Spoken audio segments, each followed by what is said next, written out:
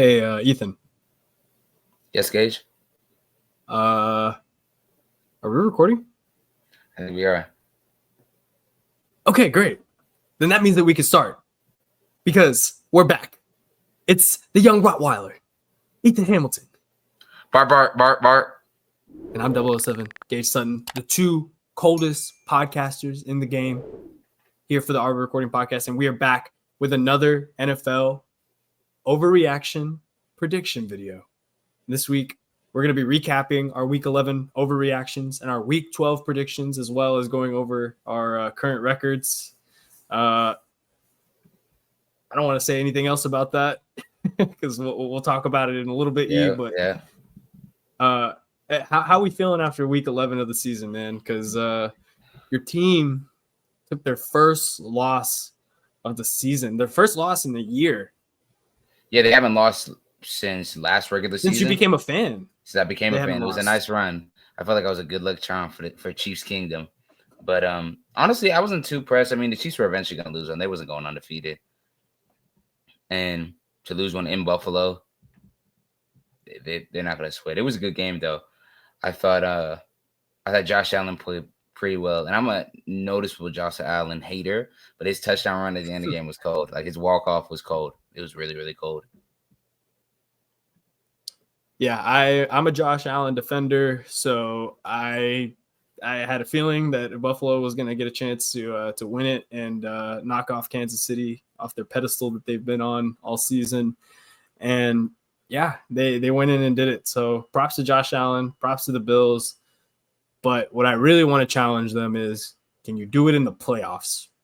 Yeah. You're 4-0. You're 4-0 against the Chiefs in the regular season. 0-3 against them in the playoffs. Yeah, and let's flip the script. And I feel like a lot of people, like, this year around, I don't think they're overreacting to that game. I think they're just like, all right, nice win for the Bills, and that was that. On the flip side, we need to start having a conversation. And I've been on this wave for a minute. The Pittsburgh Steelers have that black magic juju that the Kansas City Chiefs had. I be telling you, I don't know how their record is the way that they are, how they're first in the AFC North, right? But they're there, and they won pretty convincingly against Baltimore. And if there's one team besides the Kansas City Chiefs that Lamar cannot get over the hump on, it's the Steelers. He plays terrible against the Steelers every single time. It's not like the Steelers' offense played great. Like Mike Tomlin and that defense, they didn't even score a touchdown. They didn't even score. They just have his number. They just have his number. Yeah, I was very shocked by the outcome of that game because I thought Lamar eventually would have to overcome the Steelers defense, and it just has been a very, very tough, just very tough for Lamar to find any kind of rhythm against that defense. Understandably, you got TJ Watt, you got Cam Hayward, Preston Smith, they just added, and he was all over him that day. I mean, are you starting to get worried about the Ravens? Like, because we get so excited about, like, Lamar being, he's going to win his third MVP, and he very much will be. But I'm a fan of consistency. If the Steelers win this division, there's no chance in hell Lamar should get third MVP. There's no I don't care how, like, we got to have some sort of, like, consistency when it comes to the voters. Okay, so then at that point, who would win MVP? I might be just looking towards Josh Allen. If they end up getting that top 2 seed in the AFC, even though I think Lamar himself is having a better year, it's just consistency. Because you know how I feel. I think Lamar himself is having a better year than he is having last year. I don't think he should have got MVP last year. I feel like people babied him into getting MVP because the Ravens were so good in the regular season. The Ravens themselves, even though I don't think he was that great in the regular season. But if they're getting a wild card seed, why should he get MVP? Like, we got to hold him to the same standards that everybody else has. I'm not mad at that because you look at Buffalo right now, they're 9-2 and leading their division. So, like, as of right now, they're going to be a top 2 seed. So they might not get that first round bye, but they're going to be playing in Buffalo throughout the playoffs is the way it's looking right now.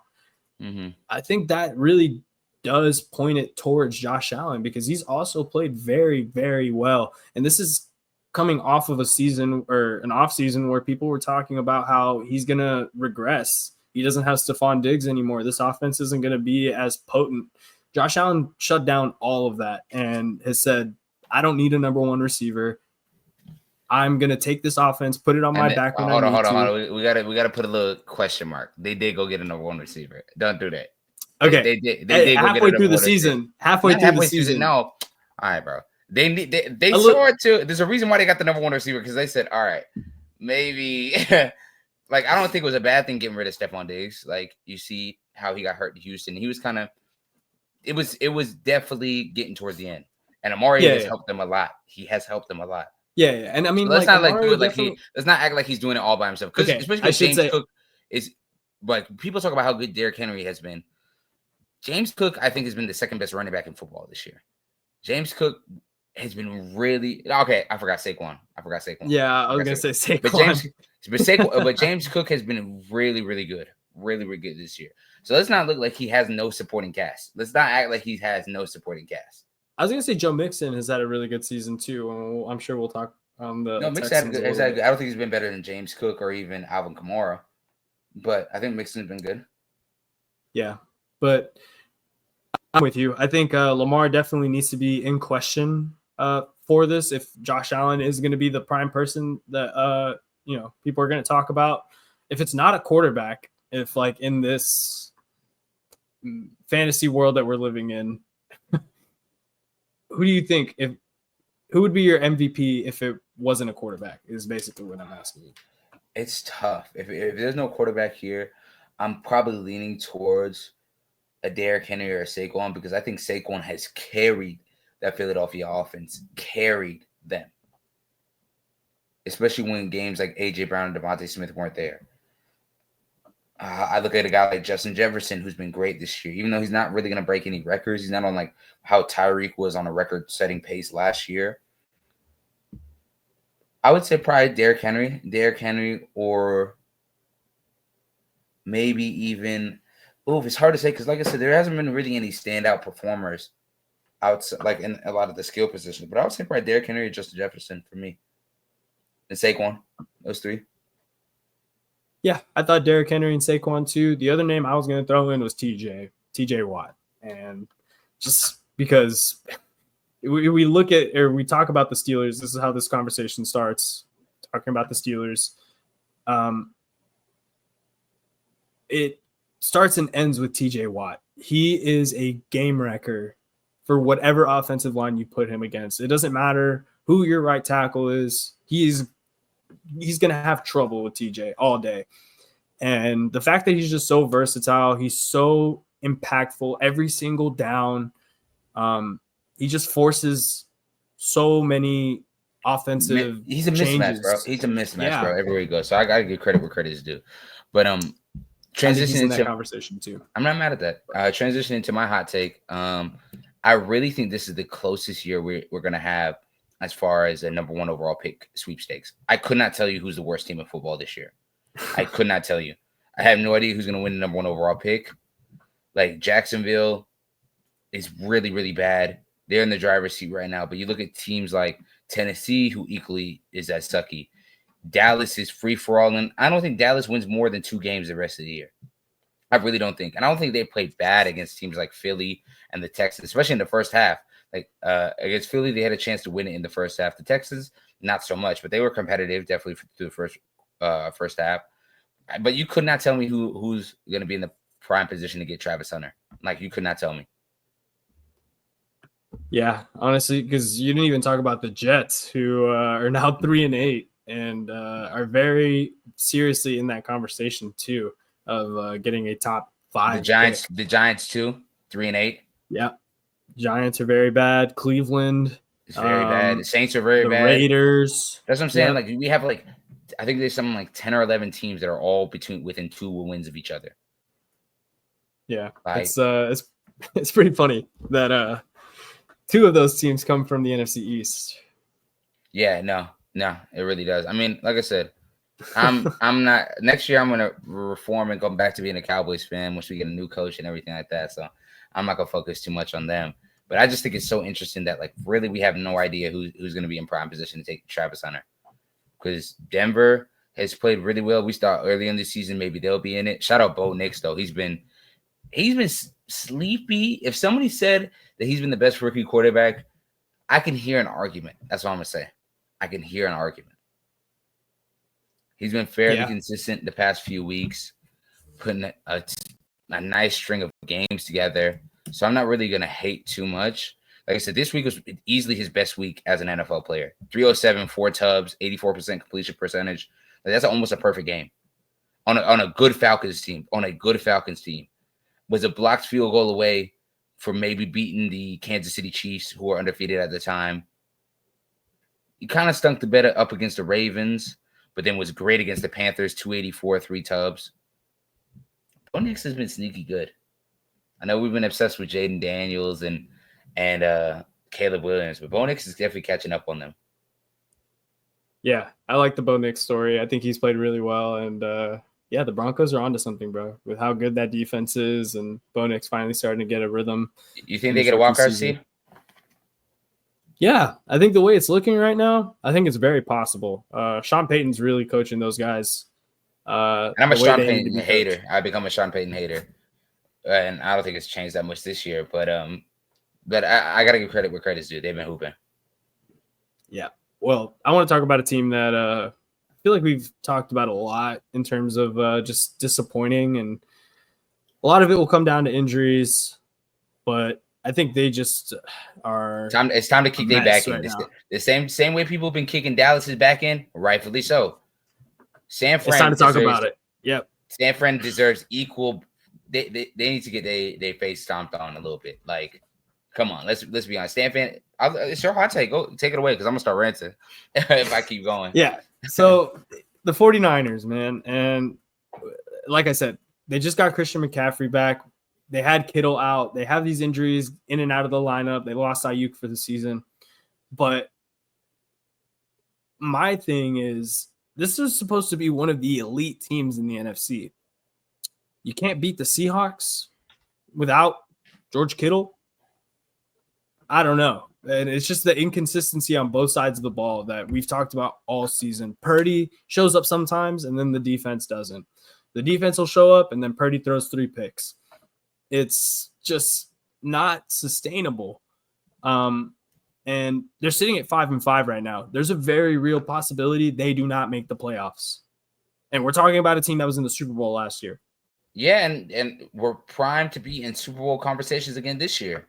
Like, they haven't been good. I know we talk about the injuries a lot, but they've been really, really mid. Really, really mid. I mean, like, some of these games haven't really like helped them at all. Like, they play. Like, look at the teams Vikings. That they're losing. Look at the teams they're losing to too.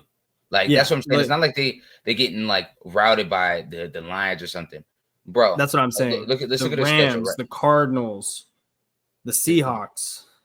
Like, the Rams, the Cardinals, the Seahawks, teams that they traditionally stomp all over. Like, for the last 4 or 5 years, they've had the Rams' number ever since the Rams won the Super Bowl. They've had Seattle's number since Russell Wilson's left. They've had the Cardinals' number. And they just are losing these games really bad. They almost lost to Dallas, for Christ's sakes. Yeah. They almost lost to the Bucs. Now they play the Packers this week, and they have a hard schedule at the end of the year. Like, they got the Packers, they got the Bills on the road. They play the Rams again. They got to play the Lions again. They still got to play the Cardinals at home, and the Cardinals beat them in San Fran. There's a very good possibility they don't make the playoffs this year.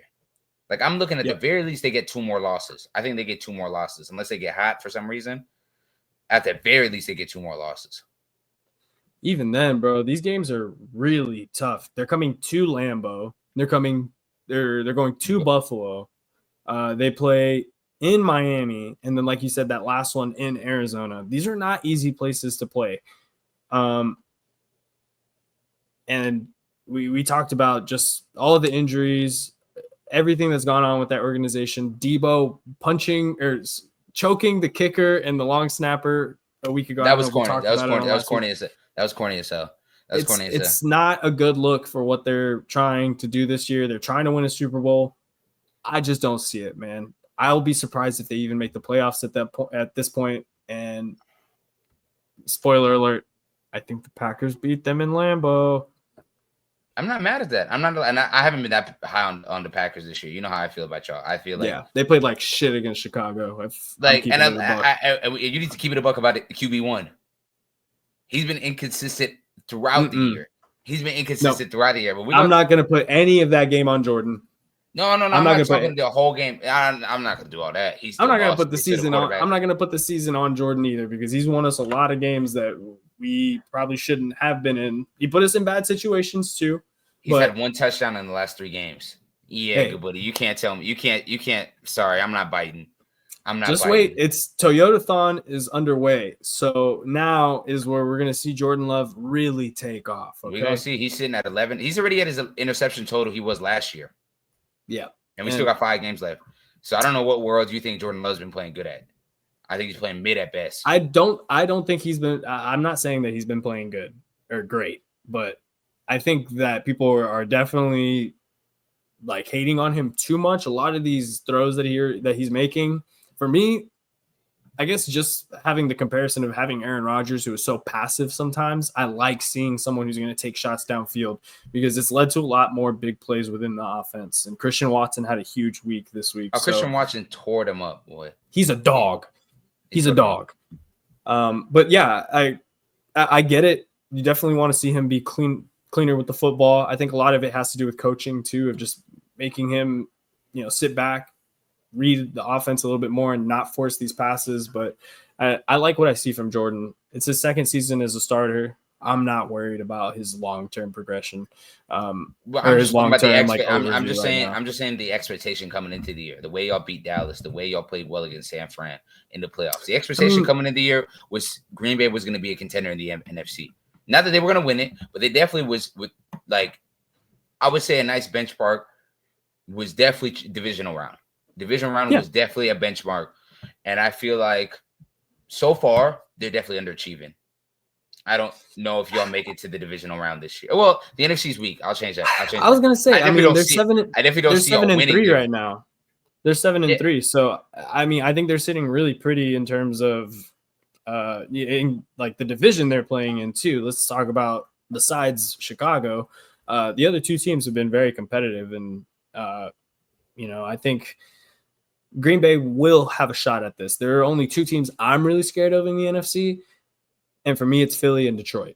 Besides that, I think Green Bay stands a chance against any other team in the NFC. I'm not mad at that. All right, E. Now that I got a little bit of my Packers rant off, and we can move on to our predictions. But before we get to our predictions, let's talk about our predictions from last week and how we fared. And if you want to see our records from last week, make sure to follow us on Instagram at AWR Podcast, where we post each of our records and we post clips from our podcast episodes. That we're going to have an episode coming out this week with Jairus, where we're going to be talking about, finally, we're going to break down Tyler, the Creator's Chromacopia album, as well as J. Cole's new little podcast audio series, which I have an interesting theory on what's going to be at the end of the road for that. So make sure to subscribe to the channel and tap in if you guys really want to hear all that. But Gage, let's hit him with the records. All right, man. So I'm not gonna lie, it was a rough week for me. I know. I know. I went 7-7. Ethan, you went 10-4. I was fucking balling. Hold on. Round of applause for fucking me. I was fucking balling this week. You can continue. And Nolan, our guest, went 9-5. So again, you got some packed up. Yeah. I'll go over some of the games I whiffed on. It was picking Washington over Philly, Cleveland over New Orleans. That one was just like a 50-50 at that point. I picked the Jets again over the Colts. That fucked me. I knew that was gonna fuck me. Didn't I pick? I picked the Jets too, right, on that game? No, you didn't. You actually I picked the Broncos. You picked the Colts. Let's go. I picked the Colts. Let's go. Yeah. Bro, the whole week I've been thinking I picked the Jets. The whole week. No, so the ones that you messed up on is you picked Cleveland as well. You picked San Francisco to beat Seattle. You also picked Kansas City to beat Buffalo and Cincinnati to beat the Chargers, which I did as well. I'll tell you the ones I'm mad at. I'm not mad at the Browns. The Browns are really shit. They really are shit. I'm low-key mad at San Fran, bro. Seattle hasn't beaten them in 3 fucking years. I'm mad about the San Fran one. Like, brother, Geno didn't even throw for a touchdown, and y'all still fucking lost at home. I'm mad about that one. Bro. The Chargers one, I'm a little annoyed because, bro, I think about it. The Bengals, for how well Jamar Chase and Joe Burrow played, their season is cooked. They're not making the playoffs. Like, I think people don't realize they're not gonna make the playoffs. They're still technically in the hunt, but it is going to be very tough. They got to win out. They really do have to win out, and they need help too. I think because what's their record? What's their record? Right now they are sitting at 4-7. So the teams that are like kind of right there with them are Denver. You've got the Chargers. Think about it, bro. They really 9-8 doesn't get you in the playoffs. I don't think. I'll have to go back and check. I think there was a 9-8 team that made the playoffs last year, but I think how good the AFC's been this year. The way Cox source is bad because the way I see it, bro, they're kicking themselves over their first 3 games of the season, bro. That Patriots game is biting them in the ass. Losing to Kansas City is never bad because of how good they are, but like the 1 point or 2, especially with that pass interference call, they kicking themselves, and then losing to Washington, how they lost. They kicking themselves, like, because they still have to play the Steelers. They play Dallas, which is a gimme game, so I'm not even talking about that. They still. I'm not gonna lie, they might be able to do it. This schedule's kind of easy all the way out. They play the Steelers twice. They play the Cowboys. They play the Titans. They play the Browns, and they play the Broncos. I see them splitting. I think it's an easy schedule. I think it's an easy schedule. Well, we don't know what the Bengals. Like I said, like. The way I see it, I think they split with the Steelers. I think they beat Dallas. I think they beat the Titans. I think they beat the Browns. I know it's a divisional game. I think they beat the Browns. Denver's a tough one too. I think Denver's the only, but they play Denver at home, so they got a shot. The Bengals definitely have a shot. The rest of the vibes are not looking good over there though, with Evan McPherson missing kicks and Joe Burrow. When they asked him what he said to him, he said nothing. And that's just kind of the point. Jamar was hot too. Jamar was hot too. The thing about the Bengals, and you can track it back to our first couple of episodes or videos about the NFL season. The Bengals always start off slow, and that's the same thing that happened this year. They came out of the gates really slow, and it comes back to haunt them because when they finally start to find their rhythm, it's too late into the season. They're 4-7, and now you're having to struggle all the way back, and it's not a formula for success because at that point, even if you do make the playoffs, you're having to travel to Kansas City, you're having to travel to Buffalo. Why not just start the season hot, get in a rhythm early, play Joe Burrow in the preseason a little bit if you need to, just to get him going, and this doesn't become a problem. But I don't know. Yeah, maybe I'm right now they're shooting for a wild card because the way I see it, right, they're not going to catch the Steelers or the Ravens. No. So one of those teams is going to win the division. One of those teams is going to get a bye. Or not a bye. One of the teams is going to win the division. One of them is going to get a wild card spot. It's looking like the Chargers are going to get one of the winning 4 straight. Looks like, and had a big win over the Bengals. I think the Chargers are going to get one of those wild card spots. So that leaves who's the other team maybe contending for that? You got a team like the Colts, the Broncos too. And the Bengals. Those are pretty much the 3 that I have now. For that last seed. Yeah. Because nobody in the AFC East. Patriots technically the Dolphins could, but I don't think so either. The Dolphins don't move me at all either. But all right, well, now we can get into our Week 12 predictions, and it starts with our Thursday night football game on Amazon Prime. It is kind of a stinker. AFC North matchup, the Pittsburgh Steelers visiting the Cleveland Browns.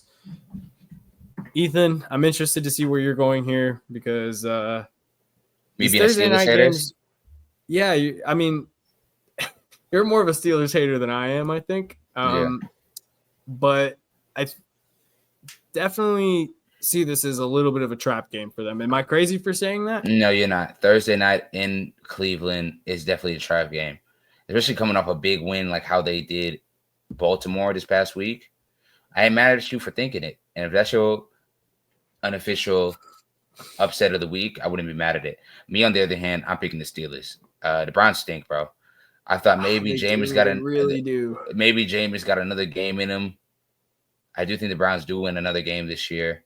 That's another team we didn't mention in the Travis Hunter sweepstakes. That's definitely right in the thick of it. But I just think the Steelers have kind of clicked. Russell Wilson is playing a lot better than he was last year. That connection between him and Pickens is real. They could really use another weapon. It just sucks that Deontay Johnson doesn't really fit with them and what they're trying to do, because they could really use a guy. Mike Williams. Mike Williams has played okay. He's played okay, but I think they need another bona fide weapon to make some noise. Yeah.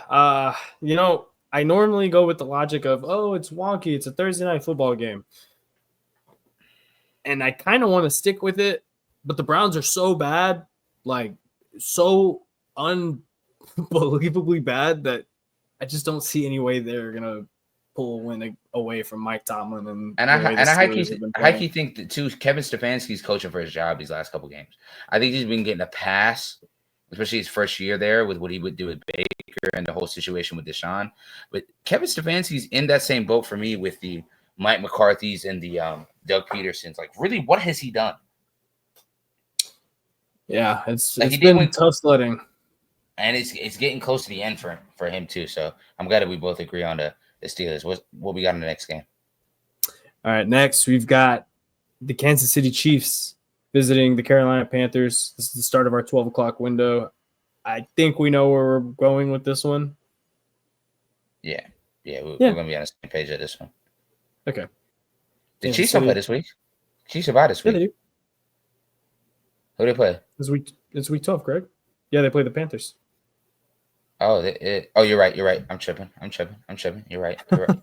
Cox versus. Yeah, both in agreement. Not too much, I guess, analysis on it. We got a Chiefs. Yeah, I feel like we're going to get a lot of these games this weekend. There aren't going to be a lot of discussions for these, because the next one is Dallas Cowboys at Washington Commanders. Same thing. Keeping the Commanders. Cooper Rush he has no pocket awareness whatsoever. I think Dallas is really just using these last 5 or 6 games to kind of just see who's going to be transitioning into the new era for whoever the head coach might be next year.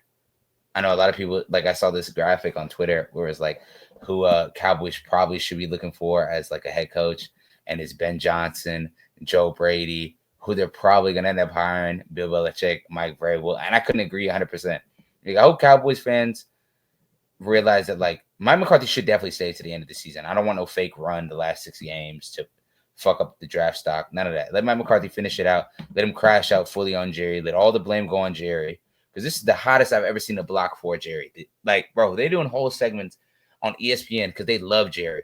Talking about, Jerry really messed up this offseason. This whole thing is Jerry's mess, da-da-da-da-da. And I've never seen them do that before. So I need them to keep the pressure on him. Washington, I think, they're starting to become now. They had the buzz earlier in the season. The cream is rising to the top as far as in the NFC, and we're realizing it's too early for the Commanders. And Jaden Daniels, like, they're a solid team. I think it's more of a testament to how bad the Cowboys and the Giants are this year that they've been competing with the Eagles. But Eagles are clearly better than them, and the Commanders get an easy dub this week. Yeah, I think so too. Not too much more to say on that because I've talked glowingly already of Jaden Daniels and what I think the Washington team has done to rebuild over the last couple of years. So, yeah, give me the Commanders. But next, we've got the New England Patriots visiting the Miami Dolphins. This is a tough game because I do think it's a whole pack of mid. Both these teams is bad teams. And Drake has played okay. I don't know how much better he's been playing compared to Jacoby Brissett. But I'm going to go with the Dolphins. I just think offensively they just have – if they can get it to the point of maybe making it a shootout, I don't think the Patriots have a shot. I'm going to go with Drake May and the Patriots, man. I think Drake May's impressed me. And it seems like the last couple of times I've picked against the Patriots, it's kind of come back to bite me in the ass. Last week it didn't when they lost to the Rams, but I think the week before that, they played the Rams very competitively for what I expected from the Patriots. So yeah, give me Drake May. I really like what he's doing over there. So I'll take the Patriots beating the Dolphins. You got Patriots, I got Dolphins. Bet that. All right, next we've got the Tennessee Titans visiting the Houston Texans. I'm going to go Texans. Divisional game, so anything can happen, quote unquote. And I don't think the Texans are particularly good. I think they needed that game against Dallas, especially because they haven't really played well the past month. They're pissed at the Packers loss. They lost to the Jets. I don't know how. And they blew the Lions game where Jared Goff threw 5 interceptions. So they needed a beat-up game against Dallas. And they have another one these next 2 weeks against the Titans and against the Jags. And really against the Dolphins before they have to play the Chiefs towards right before Christmas. Chiefs and the Ravens Christmas week. So I'm going to say dub. Give me the Texans. Shout out to Daniil Hunter. He's been having a monster year this year. That tandem of him and Will Anderson Jr. has been really dope to watch. Yeah, I think Texans are a weird team just because they have talent, but they have that one glaring weakness on the offensive line, and it's definitely going to be what limits them for making a long playoff push. But I like them against the Tennessee Titans, so I'll take them at home. Next up, we've got the Minnesota Vikings visiting the Chicago Bears. And I'm not really sure where to go with this one, E, because we talked about the Bears game a little bit earlier with the Packers, but the way they lost that game was brutal. Bro, that's been the theme this year with the Bears. Like, you could point, this is now the second game this year that if they had any sort of like, not even luck, but like any sort of like common sense, they would be sitting at 6-4. And maybe we talk about them sneaking into the wild card in the NFC. Like, there's such an unserious ass team, bro. Such an unserious team. With the chance to put the Packers at 0-3 and get their first win since 2018 against the Packers. They had it in the bag, bro. They really did. And I was not surprised that they came out and played that well. Caleb looked really good. And this is the thing I'm questioning now is, are they going to bounce back from this? Are they going to be able to recover after a loss like that against the Vikings this week? But they haven't won a game in damn near a month. They lost to y'all. They blew that game. They got smoked by the Patriots. Like, the offense didn't do nothing the whole game. They got smoked by the Cardinals. They choked the Washington game. Like, I don't know what to say. Like Bears fans, I feel for you. This team is so unserious. And they still have to play the Vikings twice. They still got to play the Lions twice. They got to play the Niners, Seattle, and the Packers. Like, bro, I don't see them winning more than maybe one game the rest of the year.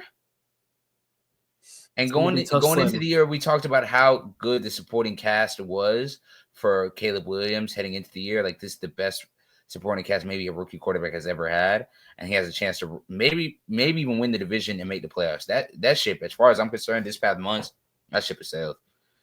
They might be in the top 10 sweepstakes by the end of this too. Like, I really don't see them winning another game. Really, maybe one more. Yeah.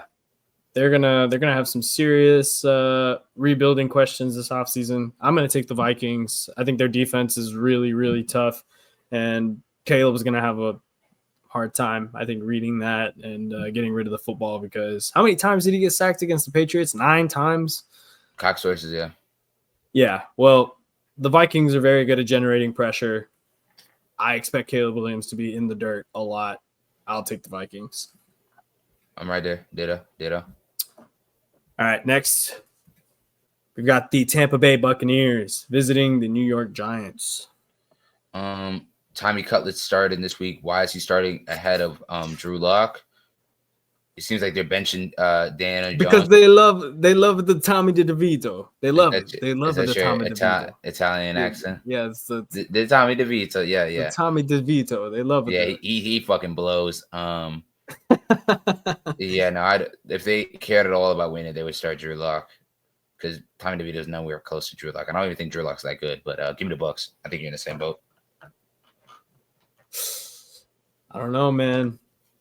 There's a part of me that's like, no, it's not. There's no part of you. There's no part of you. Give me the Italian in me. I don't know if I have any. I don't think so. Yeah, you're Caucasian, so there's probably like an Italian somewhere in your family line. Maybe, but something is telling me I should go with the Gabagool and I should go with the Giants. But the rest of the team is just so bad. Like, it's just really, really bad. And I feel like Tampa has also just been on some really unlucky breaks. So I'm going to take the Buccaneers, even though they're on the road. I think Baker can carve up this Giants defense. I'm right there with you. Is that our last 12 o'clock game? Oh, we got one more. No, we got one more. Got the Detroit Lions visiting the Indianapolis Colts. And I think we know where we're going with this one. I'm going to go to Lions, though, but it's going to be a tough game. Like I said, I think Anthony Richardson easily played the best game of his career last week. Yeah. Easily. Like, he was locked in. Like, what's that Professor meme? Not Professor, Lethal Shooter meme? I understand now. That's what I felt like Anthony Richardson did this week. He played great, bro. I know it's a Jets team that's pretty bad, but that was still a really good win for him. Yeah, I agree. They're playing at home too. It's gonna be hard for me not to pick against them, or pick against the Lions. But there's a world. The way they played last week too, they dropped 56 on the Jaguars. Blew them out too. 52. I don't know. They dropped 50 plus on the Jags, and that's just as convincing a win as you can get in this league. I think they're rolling. It's going to take a really serious team to beat them, and I don't think the Colts are it. I'm going to take the Lions. Yeah, let me talk both. I'm right there with you. I'm talking a little both sides out of my mouth on this one. I'm going to pick the Lions. Okay, we're on to our 3 o'clock window, and the 3 o'clock window kicks off with the Denver Broncos visiting the Las Vegas Raiders. Give me the Broncos. Yeah. Yeah, I'm not even going to talk about this. I don't really have that much of an analysis for it. Yeah, give me the Broncos. Sean Payton or whatever the hell's going on in Vegas. Yeah, it's an interesting development too. I don't know if you've been seeing it, but after every single Raiders loss, Shedeur Sanders is tweeting from his account. Mm-hmm. So I don't know if that's the team he wants to go to. It sounds like he might be interested in going to the Raiders. I can see him playing for the Raiders. I want to see what they do as far as a head coach. Maybe they might be in the Ben Johnson or Joe Brady sweepstakes this offseason.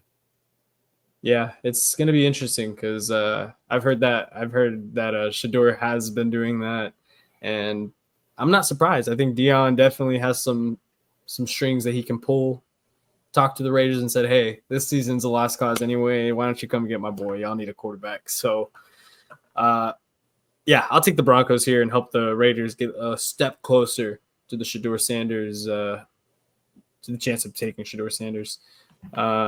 Next up, we've got the Arizona Cardinals visiting the Seattle Seahawks. Both these teams 6-4, 5-5, well within their chance to win the division. Like I said, the NFC West right now is anybody's game. Seattle, big win off of San Fran. Arizona, good win against the Jets. Oof. I'm gonna go with the Jets. Not the Jets. Let me go with the I'm gonna go with the Cardinals. I think both these teams have been fairly inconsistent, but I trust the Cardinals more, especially with James Conner and Kyler Murray and that like 12 personnel where they run a bunch of tight ends and only Marvin Harrison. Give me the Cardinals. See, I really like the Cardinals too, and I don't like picking against them this week just because I like them more as a team. But Seattle played really good against San Francisco, and they're at home. This is a division game. I want to see a little more chaos in that division, so I'll have the Seahawks knocking off the Cardinals this week, and hopefully this one doesn't come back to bite me in the ass. But all right, we've got the last 3 o'clock window game. And this one is my team with a very, very familiar opponent with the San Francisco 49ers visiting the Green Bay Packers in Lambeau. I want to get your take on this first because there's a long history between the Niners and the Packers. And that history normally is with the Niners kicking our ass. Do you think that could change this year? I think y'all got a shot, especially with them playing really, really inconsistent. I'm going to go like this, right? I do think Sanford really needs this win. Like, they really, really need this win. Y'all are playing at home. Desperately. I'm just not sold on, like, y'all give me the shake sometimes. I know y'all are 7-3, but some of those wins, I'm just like, brother, how do y'all win that game? Like, y'all play dookie, but I'm gonna go with y'all this week. I don't think San Fran's good enough in the red zone to get the points when they need it. They get a lot of field goals when they need touchdowns. I'm gonna pick y'all at home. I'll pick y'all. Yeah, I'm gonna take the Packers here too.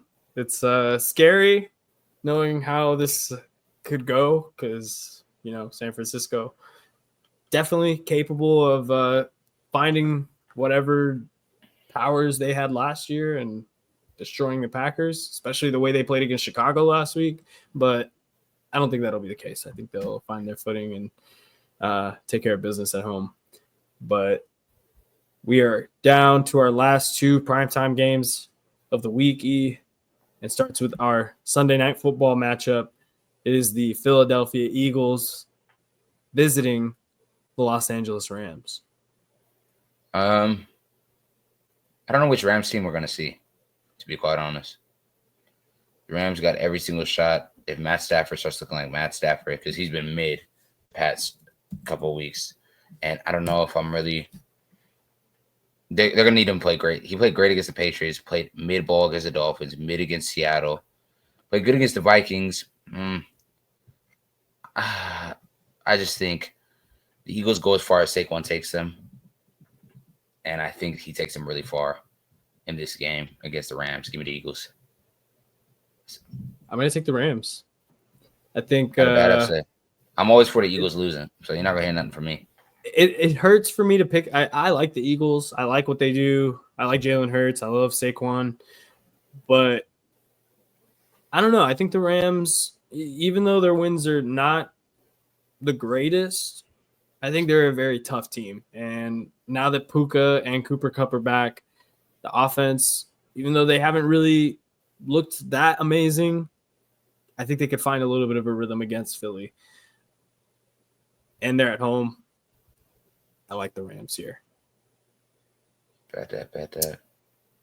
And finally, we've got the Battle of the Brothers on Monday Night Football with the Baltimore Ravens visiting the Los Angeles Chargers, which means we've got the Jim Harbaugh versus another John Harbaugh game matchup. Yeah. Ethan. Yeah. This is exciting. Both of these teams are 7-4, or the Ravens are 7-4. The Chargers are 7-3. So Chargers won 4 straight. 4 straight too. Chargers looking real good. Yep. And the only thing that scared me about the Chargers was the way that they let that comeback happen. They should have. The game shouldn't have been that close at the end. They got it to an early lead. It took their foot off their necks. I mean, you can't do that against a team like Baltimore. And even though I think the Chargers have played well the past month, arguably not against really that good of teams, I am probably going to lean more towards the Ravens and then lean with Lamar Jackson. Lamar Jackson not playing anybody not named the Pittsburgh Steelers or the Kansas City Chiefs is damn near unbeatable. And last time I checked, the Chargers ain't one of those two teams. So give me the Ravens. Yeah, I think I like the Ravens here too.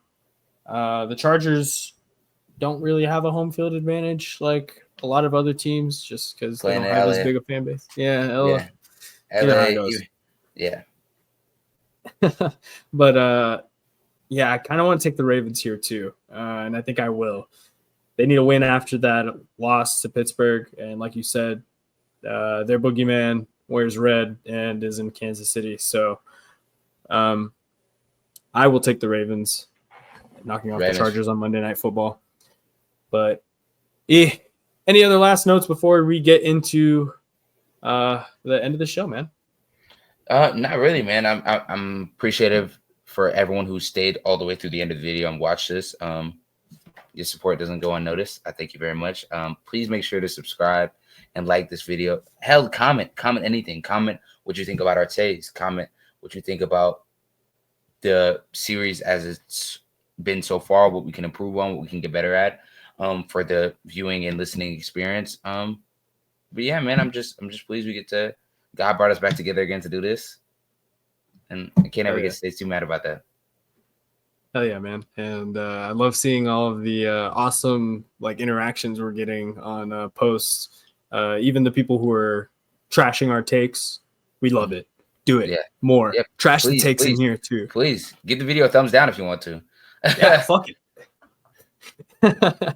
But hey, it's all positive vibes here from the AWR Recording boys. And for another NFL recap prediction video, we will see you guys next week. It's the young Rottweiler, Ethan Hamilton. Bark, bark, bark, bark, bark, bark. And I'm 007, Gage Sutton. Thank you guys so much again for watching. Make sure to subscribe and like before y'all leave, and we will see y'all next time. Peace, keys.